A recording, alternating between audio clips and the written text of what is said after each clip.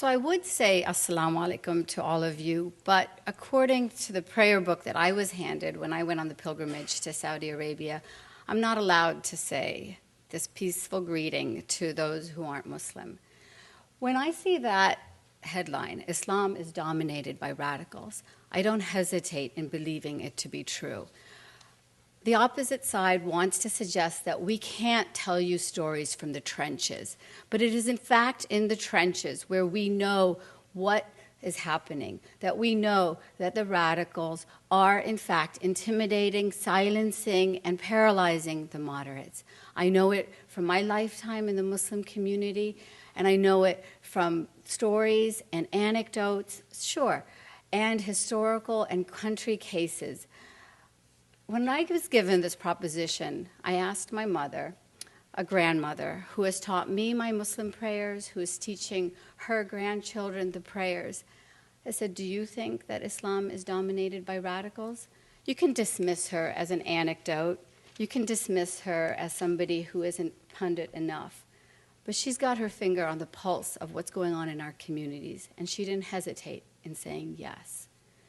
For the last 30 years, that I have known, since the exportation of Wahhabism from Saudi Arabia to the far reaches of our Muslim world, I know that our community is dominated by radical ideology.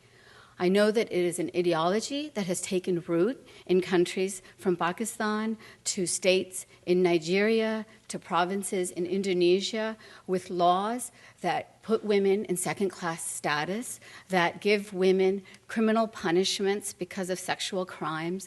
In each instance, you could say that there's a political purpose, but at the end of the day, it is done in the name of Islam. I don't stand up here and condemn my faith. I fight for it every single day. I fight for a progressive interpretation of our faith. But at the end of the day, our religion, our institutional Islam out there in the world, from my hometown of Morgantown, West Virginia, to Islamabad, Pakistan, to Indonesia, to Riyadh, Saudi Arabia, we are controlled and dominated by radical ideology. The moderates don't want to lose their status. They don't want to lose their place in the community. They don't want to lose their invitation to the potluck dinner parties and wedding halls that they get to go to. It's an issue of social dynamics. At the end of the day, it isn't worth it to them to take on the radical ideology because there's too much at stake. You risk your own safety, and then you risk your social standing. I know this as a woman in the faith. I know that what we are struggling with is a situation where more mosques in America than in the 1990s are putting women in separate sections.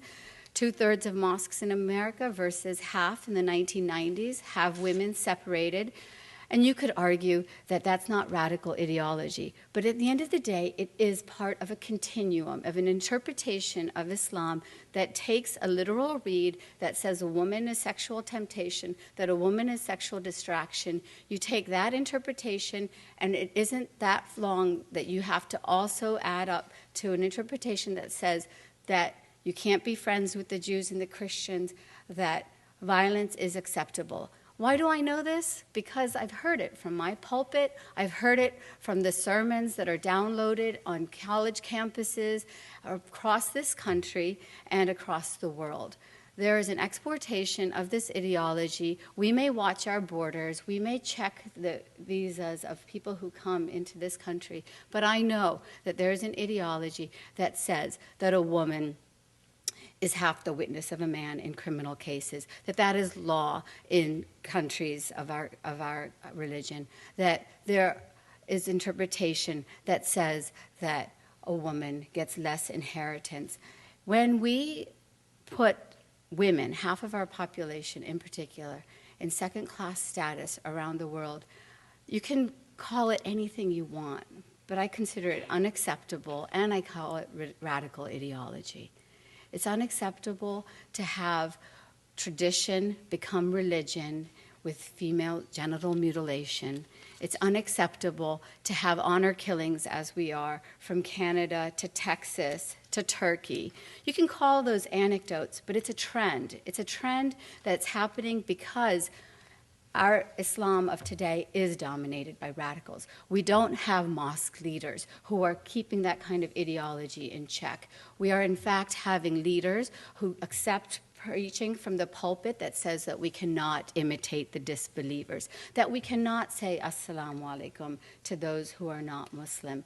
At the end of the day, what I want you to know is that I stand up for Islam as a faith. I stand up for the principles just like every other religion. But like Judaism and Christianity have evolved so that there is a continuum in institutional religion, so that there is a Reform synagogue along with the Orthodox synagogue.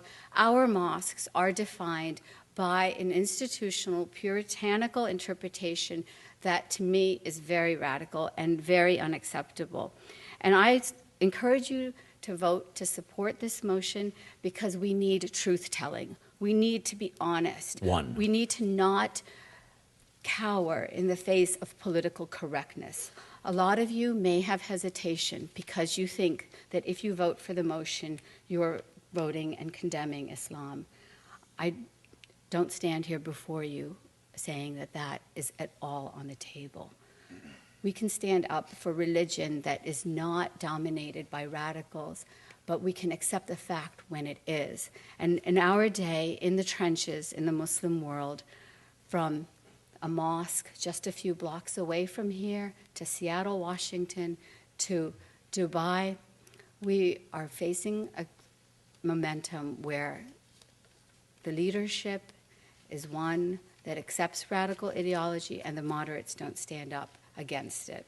So I encourage you to vote for the motion and understand that it's a vote for truth. Thank you. Thank you. Asra Nomani.